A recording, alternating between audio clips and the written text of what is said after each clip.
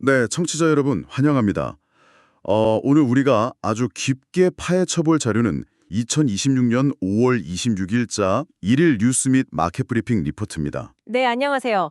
오늘 다룰 내용이 참 흥미롭죠? 맞아요. 근데 화면을 딱 보면 오늘 미국 주식시장은 메모리얼 데이로 완전히 멈춰 있잖아요. 그렇죠. 아예 휴장이니까요. 다우존스가 52,085포인트, S&P 500이 7,445, 나스닥이 26,293. 전일 종가에서 진짜 숫자 하나 안 바뀌고 가만히 있어요. 네, 미 국채 10년물 금리도 4.56% 선에서 미동도 안 하고 있죠. 그러니까요. 화면상으로는 모든 지표가 보합권에 머물러 있는 아주 지루하고 조용한 공휴일의 모습, 딱 그 자체거든요. 겉보기에는 그렇죠. 근데 여러분, 오늘 우리가 살펴볼 자료는 겉보기엔 그저 조용한 공휴일의 기록 같지만 사실 그 안에는 엄청난 폭풍이 숨어 있습니다. 이 표면적인 멈춤 이면에서 거대한 자본의 역학이 막 맹렬하게 충돌하고 있더라고요. 네, 숫자판에 깜빡임이 멈췄다고 해서 시장의 톱니바퀴가 멈춘 것은 절대 아니거든요. 오히려 지금이 뭔가 보기 좋은 타이밍인가요? 맞습니다. 주식시장이라는 쇼윈도우에 불이 꺼진 지금이야말로 그 회환이나 원자재 시장에서 벌어지는 굵직한 변화들을 노이즈 없이 들여다볼 수 있는 최적의 타이밍입니다. 야, 폭풍의 눈 같은 고요함이네요. 그럼 이 물밑의 메커니즘을 오늘 한번 낱낱이 파헤쳐 보겠습니다. 네, 이번 리포트에서 가장 먼저 눈여겨봐야 할 데이터는 바로 중동발 지정학적 해빙 무드입니다. 중동이요? 주말 사이에 무슨 일이 있었죠? 미국과 이란 간에 꽤 구체적인 잠정 합의, 그러니까 MOU 초안 조율 소식이 전해졌습니다. 셋째가 이란의 고농축 우라늄 비축량 포기 이렇게잖아요. 정확합니다. 이게 뉴스 헤드라인으로만 보면 그냥 정치적인 평화협정인가 싶을 수 있거든요. 네, 저도 처음엔 그렇게 생각했어요. 마치 모두가 잠든 사이에 거대한 정치 협상이 체결된 느낌? 그런데 이걸 더 큰 그림과 연결해 본다면 시장에 미치는 파급력은 완전히 다른 차원의 이야기입니다. 특히 호르무즈 해협 재개방이 통행료 없이 이루어진다는 조항에 주목하셔야 합니다. 통행료가 없다는 게 그렇게 큰 의미가 있나요? 그냥 배가 지나가는 거잖아요. 글로벌 물류망의 구조를 보면 그 파급력이 확 와닿으실 겁니다.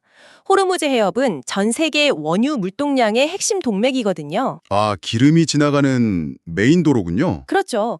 이곳이 통행료 없이 재개방된다는 건 그동안 중동 리스크 때문에 유조선 선사들이 내야 했던 천문학적인 전시 해상 보험료가 사라진다는 뜻입니다. 와, 보험료가 안 나간다. 네, 게다가 안전을 위해서 저 멀리 아프리카 희망봉으로 우회하면서 들었던 추가 연료비, 그리고 시간 지연 비용, 이게 한순간에 증발한다는 거죠.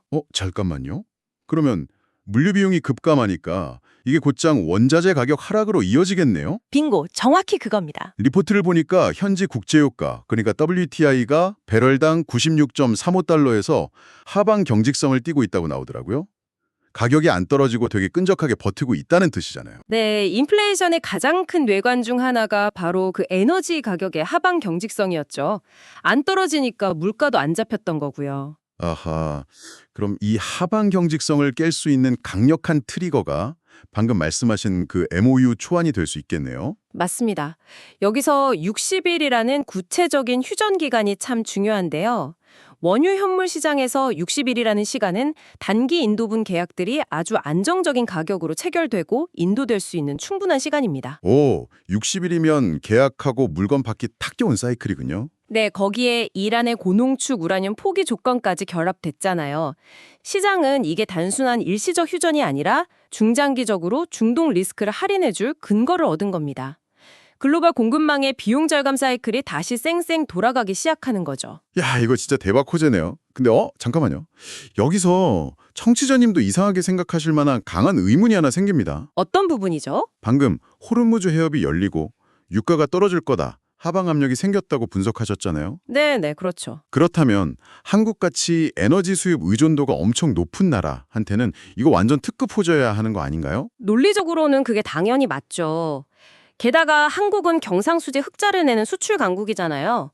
원자재 수입 비용이 줄어들면 국가 경제에 파란불이 켜지고 당연히 돈의 가치, 즉 원화 가치는 상승해야 논리적으로 맞는데 현실은 완전 반대예요. 네, 지금 원화 가치가 정말 심각하게 떨어지고 있죠. 리포트 보니까 원달러 환율이 1517원 20전에 아예 고착화되어 있습니다.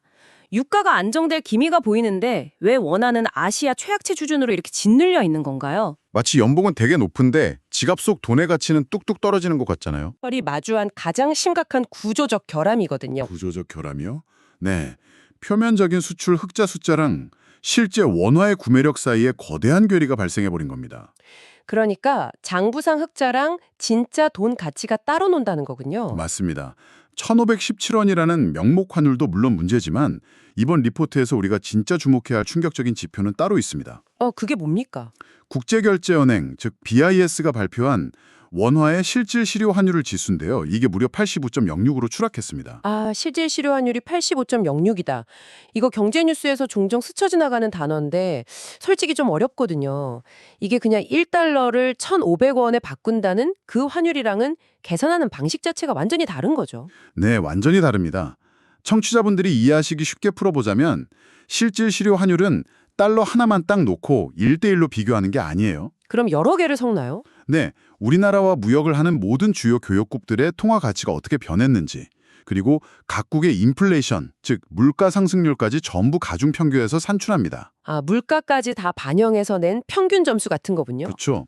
글로벌 무대에서 원화라는 화폐가 지닌 진짜 대외 구매력, 그리고 무역 경쟁력을 보여주는 일종의 종합 건강검진 결과표라고 보시면 됩니다. 야, 진짜 체력을 보여주는 거네요. 근데 그게 85.06이라는 게 어느 정도 수준인 거예요? 기준이 있을 거 아니에요? 이 지수의 기준값이 딱 100입니다. 100이 기준인데 85라고요? 네, 현재 85.06이라는 건 원화의 실질 구매력이 과거 평균 대비해서 15% 이상 그냥 공중으로 증발해버렸다는 의미입니다. 와, 15%나 타격을 입었군요. 리포트에 따르면 이 수치가 2009년 3월 이후 17년 1개월 만에 최저치라고 명시되어 있더라고요. 네, 진짜 심각한 수준이죠. 아니, 2009년 3월이면 그 글로벌 금융위기 직후잖아요. 이른바 리먼 브라더스 사태 터지고 전 세계 자본시장이 패닉에 빠져서 달러가 막 말라붙었을 때 그때 수준이라는 거 아니에요? 네, 수치상으로는 정확히 그 시절로 돌아간 겁니다. 나라 전체를 보면 수출 흑자라는데 정작 돈의 체력은 17년 전 금융위기 때랑 똑같다. 이거 일반 서민들 입장에서는 되게 납득이 안 가는 상황이거든요. 당연히 납득이 안 가실 겁니다. 이게 바로 소수의 수출 대기업들이 만들어내는 착시 효과 때문이거든요. 착시 효과요? 그러니까 대기업 숫자가 전체를 가리고 있다. 맞습니다. 반도체나 자동차 같은 엄청난 수출 대기업들은 글로벌 시장에서 달러로 결제를 받잖아요. 그렇죠. 달러 벌어오죠. 환율이 1,500원대까지 치솟으면 이 기업들은 번 달러를 원화로 환산했을 때 장부상 영업이익이 가만히 앉아서 확 늘어나는 효과를 봅니다. 아하, 10달러 벌어오면 예전엔 10,000원이었는데 지금은 15,000원이 되니까 장부엔 엄청난 흑자로 찍히겠네요. 네. 근데 문제는 내수를 담당하는 기업들과 해외에서 원자재나 부품을 수입해서 물건을 만들어야 하는 중소기업들입니다. 수입하는 쪽은 완전 반대 입장이잖아요. 맞아요.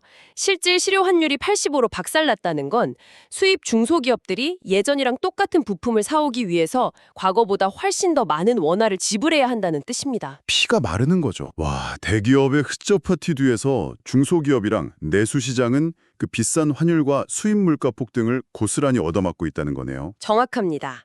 환차손이 서민 경제로 고스란히 전가되는 이중경제 구조가 아예 고착화되고 있는 겁니다. 진짜 무서운 현실입니다. 국가 전체 대차대조표는 흑자일지 몰라도 그 속을 들여다보면 내수랑 중소기업의 마진은 환율의 완정에 녹아내리고 있다는 거잖아요. 네, 임계점에 달한 거죠. 그렇다면 이 모든 게 대체 무슨 의미일까요? 통화정책을 담당하는 한국은행의 역할이 여기서 엄청나게 중요해질 것 같은데요.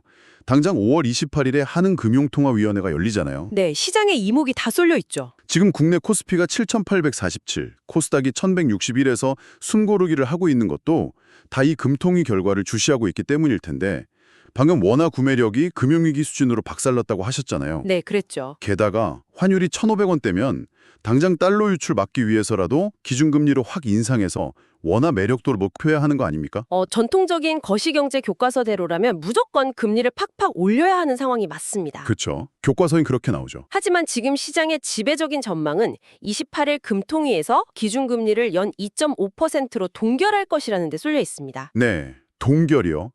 아니, 금리를 그대로 묶어두면 외국인 투자자들 입장에서는 굳이 가치가 계속 떨어지는 원화 자산을 들고 있을 이유가 없잖아요. 당연히 던지고 나가고 싶겠죠. 시장에다가 우리는 1,500원대 환율을 방어할 의지가 없거나 아예 그럴 여력이 없다. 이런 치명적인 약점 신호를 주는 꼴 아닌가요? 유가가 좀 떨어져서 수입 물가 압력이 줄어든다고 쳐도 원화 방어가 지금 시급한데 왜 동결을 택하는 건가요? 그게 바로 한국은행이 빠진 가장 큰 진퇴양난, 딜레마입니다. 그 딜레마의 핵심이 가계부채와 부동산 PF로 얽힌 내수신용의 한계 상황이거든요. 아, 대출 문제 때문이군요. 네, 환율 방어하겠다고 기준금리를 여기서 섣불리 더 올렸다가는 이자 부담을 견디지 못한 한계 기업들, 그리고 이른바 영끌 가구들의 줄도산이 시작될 수 있습니다. 내관을 건드리는 거죠. 야, 이러지도 저러지도 못하네요. 환율 잡자고 금리 올리면 내수가 터지고 가만히 있자니 환율이 터지고. 맞습니다. 그래서 한은이 월의를 짜내서 선택한 고육지책이 바로 매파적 동결, 호키시 홀드라는 전략입니다. 매파적 동결이요? 그게 정확히 어떤 건가요? 일단 당장의 기준금리는 2.50%로 묶어두는 겁니다. 그런데 성명서나 기자회견 발표를 통해서 하반기에 한두 차례 금리를 기습적으로 인상할 수 있다. 이런 강력한 경고 메시지를 시장에 팍 던지는 거죠. 아, 실제 금리 버튼은 안 누르면서 입으로는 언제든 금리 올릴 수 있다. 조심해라. 이렇게 엄포를 놓는 거군요. 네, 이른바 포워드 가이던스를 통해서 시장의 기대 심리를 통제하려는 전술입니다. 근데 청취자분들도 생각하시겠지만 시장 참여자들이 바보도 아니고 실제로 금리를 안 올렸는데 그런 말뿐인 엄포가 약발이 먹히나요? 여기서 흥미로운 사실은 그게 진짜로 먹힌다는 겁니다. 진짜요? 왜죠? 중앙은행이 직접 금리를 안 올려도 채권 시장이 그 엄포에 먼저 쫄아서 반응하기 때문입니다. 아하, 시장이 미리 움직이는군요. 네, 매파적 신호가 빵 나오면 시장 금리의 지표가 되는 국채금리가 먼저 오르기 시작합니다. 그러면 이 국채금리에 연동된 시중은행들의 돈 조달 비용이 상승하거든요. 잠깐만요. 그러면 한국은행 기준금리는 2.50% 그대로인데 우리가 은행 가서 받는 대출금리는 올라간다는 뜻인가요? 정확합니다. 기준금리는 묶여 있어도 시중은행의 주택담보대출금리 상단은 이미 그 인상 가능성을 선반영해서 오르기 시작하는 무서운 구조죠. 와, 중앙은행이 버튼을 누르지도 않았는데 시중은행 대출금리가 알아서 올라버린다. 지금 방송 들으시면서 부동산 시장 주시하는 분들이라면 이게 얼마나 끔찍한 상황인지 바로 직감하셨을 겁니다. 네, 피부로 와닿는 충격이죠. 리포트에서도 이 대출금리 상승 때문에 부동산 시장에 직격탄을 맞고 있다고 아주 구체적으로 언급하고 있더라고요. 특히 수도권 아파트 시장이 완전 얼어붙었다고요. 그렇습니다. 한번 구조를 보세요. 실질 실효 환율 떨어져서 수입 물가는 오르지. 그래서 내 실질 소득은 줄어들었는데 매파적 동결 때문에 주담대 금리까지 오를 조짐을 보이니까 주택 구매력이 완전히 상실된 겁니다. 살 돈도 없고 빌릴 돈도 비싸진 거네요. 네, 리포트 데이터 보면 수도권 아파트 거래량이 확연하게 둔화됐습니다. 대출금리 오를까 봐 무서운 매수자들은 지갑을 꽉 닫아버리고 반대로 매도자들은 아직은 내가 이자 버틸 수 있다 하면서 호가를 안 내리는 거죠. 아, 팽팽한 눈치 싸움이네요. 네, 아주 짙은 관망세에 진입한 겁니다. 거시적인 통화 정책의 그 딜레마가 미시적인 실물 자산, 즉 부동산 거래를 완전히 얼려버린 전형적인 사례라고 볼 수 있습니다. 와, 오늘 매크로 지표 총 짚어보는데 진짜 숨이 막힙니다. 1,500원대 고환율에 금융위기 수준으로 떨어진 대외 구매력, 줄도산 공포 때문에 발목 잡힌 금리, 거기다 얼어붙은 부동산 거래량까지. 네, 총체적 난국이죠. 시장에 돌아야 할 돈의 혈관이 꽉 막힌 느낌이거든요. 이 정도면 정상적인 투자자라면 자본을 다 은행 예금이나 안전자산으로 숨겼어야 맞는 거잖아요? 보통은 그렇게 생각하죠. 여기서 정말 흥미로운, 어쩌면 되게 모순적인 현상이 하나 등장합니다. 매크로 환경이 이렇게 엉망진창인데 특정 금융상품에서 이른바 오픈런이 벌어졌다고요? 네, 아주 엄청난 사건이었죠. 아니 무슨 샤넬이나 에르메스 가방도 아니고 펀드 상품을 사려고 은행 창고 한도가 하루 만에 전액 완판됐다는 건데 대체 이게 정확히 무슨 펀드입니까? 매크로의 불안이 극에 달할 때 자본은 오히려 미시적으로, 그러니까 마이크로하게 가장 확실한 혜택이 주어지는 곳으로 폭발적으로 몰려간다는 걸 증명한 사건입니다. 바로 국민성장펀드 완판 사태죠. 국민성장펀드요? 이름만 들으면 되게 평범해 보이는데? 이 펀드가 반도체와 배터리 같은 국가 첨단 전략 산업에 집중적으로 투자하는 상품이거든요. 근데 출시 첫날에 시중은행 창구에 배정된 한도가 모조리 소진돼 버렸습니다. 야, 하루 만에요? 네, 정부도 당황해서 부랴부랴 하반기 추가 공급 검토에 착수했을 정도니까요. 펀드가 출시 당일에 완판되는 건 진짜 이례적인 일이잖아요. 아무리 반도체랑 배터리가 유망하다고 해도 지금처럼 시장 전체가 지뢰받친 상황에서 투자자들이 이토록 공격적으로 돈을 밀어넣은 핵심적인 동력이 대체 뭘까요? 리포트가 지목한 가장 강력한 트리거는 바로 최대 40% 소득공제 혜택입니다. 세금 깎아주는 거예요? 에이, 40% 소득공제라고 해봤자 그냥 연말정산 때 세금 조금 돌려받고 마는 거 아니에요? 그게 뭐 그렇게 대단하다고 오픈런까지 합니까? 이 소득공제 40%라는 숫자를 자본시장의 관점, 즉 수학적으로 뜯어보면 완전히 얘기가 다릅니다. 단순히 세금 혜택이 아니라 이게 거대한 하방 방어벽, 다시 말해 강력한 해지 수단으로 작동하거든요. 세제 혜택이 펀드 손실을 막아주는 해지 수단이 된다고요? 그 메커니즘을 좀 구체적으로 풀어봐 주시죠. 자, 예를 들어서 과세 표준 구간이 되게 높은 고소득 투자자가 있다고 쳐보죠. 이 사람이 펀드에 투자를 해서 최대 한도까지 40% 소득공제를 받습니다. 네네.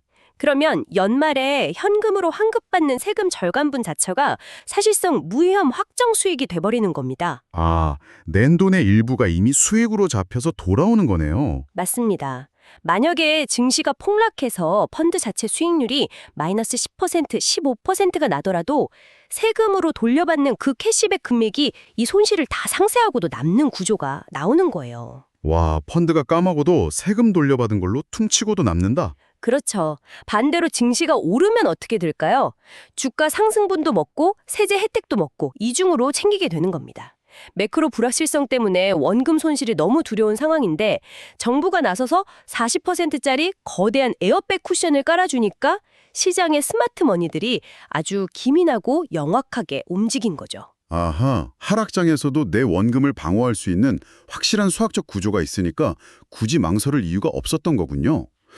게다가 제가 보니까 이 펀드가 담고 있는 자산의 펀더멘털 측면에서도 아주 기가 막힌 타이밍에 호재가 터졌더라고요. 네, 리포트 기업 파트에 그 내용이 나오죠. 무려 백중엄대 생산 차질 위기로 치달았던 삼성전자의 노사 임단협 문제가 극적으로 해결됐습니다. 마감을 딱 이틀 앞두고 잠정 합의한 투표율이 86%를 돌파하면서 사실상 삼상 내부의 거대한 파업 리스크가 소멸 장세에 접어들었다. 이런 내용이 명시돼 있어요. 네, 정확히 그 두 가지 요인이 완벽하게 맞물린 결과입니다. 아무리 세제 혜택이 40%로 훌륭해도 기본적으로 펀드가 담고 있는 기초자산이 흔들리면 투자자들은 절대 지갑을 열지 않습니다. 그렇죠. 불안하니까요. 그런데 한국 증시의 압도적 대장주이자 이 펀드 비중의 엄청난 부분을 차지하는 반도체 섹터에서 창사 이래 최대 위기였던 파업 가능성이 깔끔하게 해소된 겁니다. 타이밍이 진짜 절묘하네요. 확실한 펀더멘털의 회복, 거기에 정부가 보장해주는 40%의 강력한 세금 방어벽, 매크로의 거대한 폭풍 속에서도 이런 미시적인 틈새의 기회를 찾아내는 자본의 효율성과 역동성이 바로 이 펀드 오픈런이라는 모순적 현상으로 뻥 터진 거죠. 와, 진짜 모순적이면서도 엄청나게 흥미진진한 흐름입니다. 청취자 여러분, 오늘 우리가 다룬 리포트의 맥락을 쭉 한번 꿰어볼까요? 네, 정리해보죠. 겉으로 지수는 딱 멈춰 있었지만 그 밑에서는 전혀 다른 차원의 경제 역학이 미친 듯이 돌아가고 있었습니다.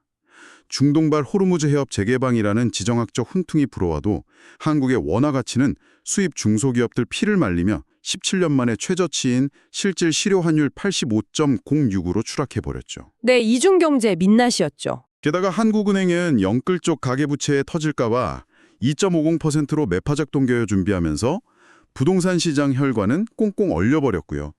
하지만 이 암울하고 답답한 매크로의 터널 속에서도 40% 소득공제라는 기가 막힌 세제 혜택과 삼성전자 파업 리스크 소멸이라는 마이크로한 호재를 포착한 돈들, 이 스마트 머니들은 펀드 우편론을 만들어내면서 맹렬하게 움직였다는 겁니다. 오늘 이 자료를 같이 파헤쳐 보시면서 우리 경제의 낯선 구조적 변화를 체감하셨을 텐데요. 이 대목은 사실 개인의 자산 관리에 있어서 아주 묵직하고 예리한 화두를 하나 던집니다. 어떤 화두인가요? 전통적인 경제 교과서에서는 원래 국가의 경상수지가 흑자이고 중동 같은 지정학적 유가 리스크가 해소되면 아주 자연스럽게 환율이 안정되고 내수의 온기가 돌아야 정상입니다. 과거에는 이런 매크로 지표 하나가 국가의 체력은 물론이고 내 지갑이 얼마나 두꺼워질지까지 친절하게 설명해 줬거든요. 그렇죠. 국가가 돈 벌면 나도 잘 사는 거다 이런 공식이 있었잖아요. 그런데 오늘 우리가 분석한 2026년의 시장은 그 오래된 공식을 완전히 철저하게 무너뜨리고 있습니다. 국가 단위의 거대한 수출업자가 내 개인의 실질적인 부유함으로 이어지지 않는 중간에 다리가 완전히 뚝 끊어진 상황 같네요. 맞습니다. 국가경제의 흑자 지표와 내 지갑 속 돈의 실질 구매력이 아예 따로 노는 현상. 이른바 디커플링, 탈동조화의 시대가 본격화된 겁니다. 원화의 대외 구매력은 저기 외환위기 수준으로 바닥을 치고 있고 중앙은행이 기준금리를 동결했는데도 시중 대출금리는 오히려 올라버리는 기현상이 일상이 됐잖아요. 상식이 안 통하는 시장이네요. 네, 과거의 거시경제 지표들이 더 이상 내 자산의 안전을 보장해주지 않는 완전히 새로운 경제 패러다임이 열린 겁니다.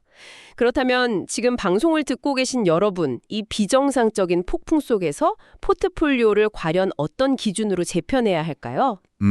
깊이 생각해 볼 문제네요. 거시경제의 공포에 찐눌려서 그냥 가치 떨어지는 원화 현금만 꼭 쥐고 있을 것인지, 아니면 아까 그 펀드 오픈런의 투자자들처럼 40% 소득공제 같은 확실한 미시적 방어벽을 기어코 찾아내서 내 자본을 공격적으로 배치할 것인지, 국가의 흑자가 나의 부를 보장해주지 않는 이 시대에 내 자산을 지켜낼 방수벽은 얼마나 정교하게 설계되어 있는지 스스로에게 날카로운 질문을 던져봐야 할 때입니다. 이야, 진짜 소름 돋는 통찰입니다. 거시경제의 그 뻔한 껍데기 지표에 속지 말고 그 안에서 실제로 작동하고 있는 돈의 진짜 메커니즘을 파악해야만 살아남을 수 있다는 강력한 메시지네요. 네, 매크로에 휘둘리지 말고 마이크로한 기회를 잡으라는 거죠. 오늘 장이 쉰다고 해서 정말로 멈춰있는 건 아무것도 없었습니다. 표면적인 지수와 뉴스 헤드라인 이면에 숨겨진 진짜 팩트, 그리고 그것이 내 지갑에 미칠 타격과 기회를 읽어내는 눈이 그 어느 때보다 절실한 시점인 것 같습니다. 맞습니다. 오늘 분석이 꼭 도움이 되셨길 바랍니다. 네, 오늘 우리의 심층 분석이 불확실성의 거친 파도를 헤쳐나가는 여러분의 투자 나침반에 예리한 통찰을 하나 딱 더해주는 시간이었기를 진심으로 바랍니다. 겉으로 보이는 고요함에 안주하지 마시고 그 밑바닥의 진짜 흐름을 타는 하루 보내시길 응원합니다. 오늘의 심층 분석은 여기까지입니다. 성공적인 자산 설계하세요. 다음번에도 시장의 이면을 꿰뚫는 흥미진진한 자료와 함께 돌아오겠습니다. It's a gold rush. Buy everything. We are hitting record highs. This is unbelievable.